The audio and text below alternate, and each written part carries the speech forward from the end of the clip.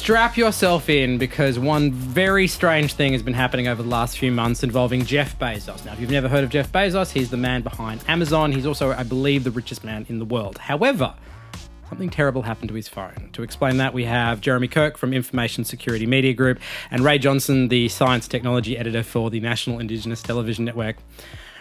What happened to Jeff Bezos? I love it. It's one of those ones, the further you dig, the further you go down one path or the other, and you're like, wait, what on earth is going on here? So it all kind of started or was brought to everyone's attention when the National Enquirer ran a story about Jeff Bezos and a woman, Lauren Sanchez, who is an anchor on television in the United States, and not Jeff Bezos' wife, which is kind of crucial. They were having a relationship. National Enquirer wrote about this relationship and allegedly blackmailed or attempted to blackmail Jeff Bezos with a whole bunch of photos and text messages, nudes, private messages, essentially. And Jeff Bezos is in good shape, so that would have been... Is that not the takeaway I should be taking from Look, this? I read graphic descriptions of what is in these images, and I will not repeat them here. Fair enough. We do not want to know. It's below the belt is what... It's none of our business as far as I'm concerned. The source of these images, there's been a little bit of contention. The National Enquirer says that it was actually Lauren Sanchez's brother who sent them to them. That's episode 2 of the podcast, by the way. Which means Lauren Sanchez screenshotted and sent her own brother these private messages and photos, which Some adds a families whole... are very close. It's a whole nother layer to it. However, Jeff Bezos obviously launched his own investigation into this, got his cybersecurity investigators tracked back to a message from the Saudi Arabian crown prince who had sent him a WhatsApp video back in May 2018 that had a whole bunch of Saudi and Swedish flags and some Arabic text, but also some malware code that allegedly infected his iPhone 10, and now Saudi Arabia have access to Jeff Bezos' phone. And this has now been correlated with the United Nations, who put out a warning just last week to say that Saudi Arabia's crown prince has been accused of using malware created by a private cybersecurity firm to spy on Jeff Bezos. And the reason for this is because Jeff Bezos owns the Washington Post. Yeah, I was going to say, I knew that was coming up. And Washington Post has been very active in critiquing, or well, by critiquing, I mean just reporting on the reporting on Saudi Arabia. They had a Saudi writer who was working for them who was killed in 2018, a couple of months after this apparent malware attack.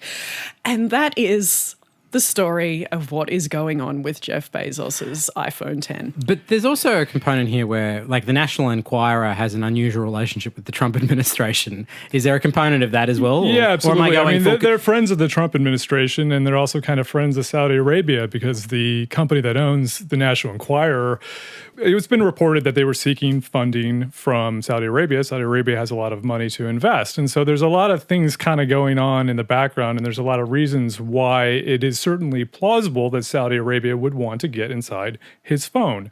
The Washington Post was a fierce critic of what happened to Jamal Khashoggi. Yeah, who's the journalist you were referring to earlier. Yes. Absolutely. They were very publicly against and put a lot of pressure on Saudi Arabia.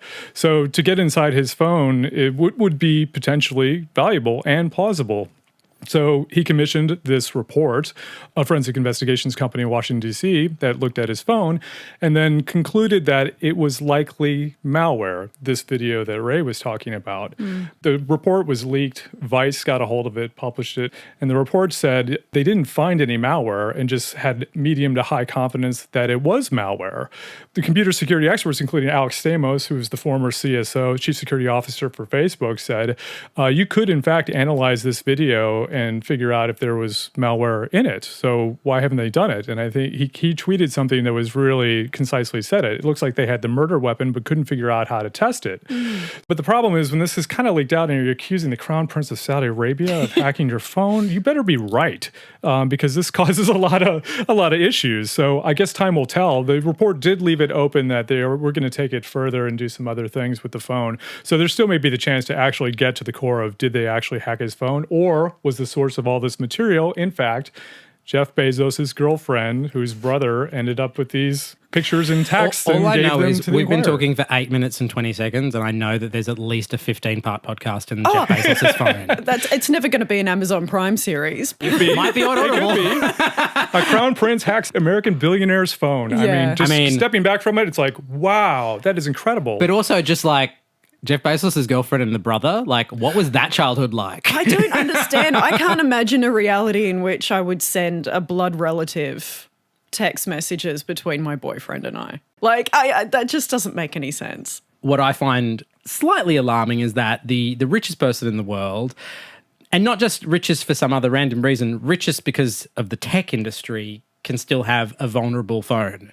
I can't tell if I find that reassuring because it means we're all equally vulnerable, or I find it creepy that even somebody of immense power and wealth can still have their phone hacked. You should not be reassured. No, You're absolutely right. And in fact, they were WhatsApp buddies.